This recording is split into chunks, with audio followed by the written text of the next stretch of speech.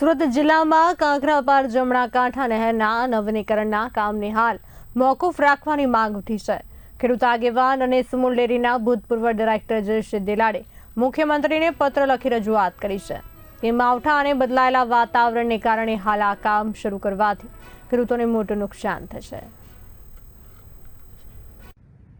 સમગ્ર દક્ષિણ ગુજરાતમાં માવઠાના કેરને કારણે ખેડૂતોને ખૂબ જ મોટું નુકસાન થયું છે। મારા જાહેર જીવનના 30 વર્ષમાં આટલું મોટું નુકસાન મેં કદી જોયું નથી। ખેડૂત ખૂબ જ નિરાશ થયો છે।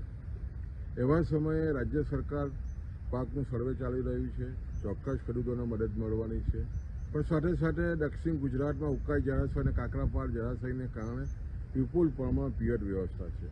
આ વર્ષે કાંકરાપાર જમણા કાંઠા નહેર 90 દિવસ જે સ્ટ્રક્ચરો ખૂબ જ જૂના છે અને કારણે રિપેરિંગ કરવા જઈ રહ્યા છે।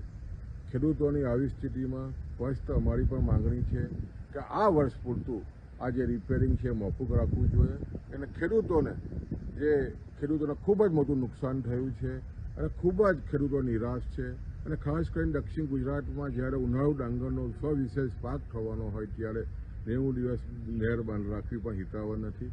આવા સમયને કારણે આવા માવઠાને કારણે ખેડૂતોને કમર ભાગી નાખી છે। ત્યારે આવનાર દિવસોમાં ખાસ કરીને 90 દિવસ નહેર આ વર્ષે બંધ રહે એના અનુસંધાનમાં માનનીય મુખ્યમંત્રીશ્રીને અને ખાસ કરીને પાણી પુરવઠા મંત્રીશ્રીને અમે પત્ર લખીને 90 દિવસ માટે નહેર બંધ ન રાખવા માટેની તાકીદ કરી છે।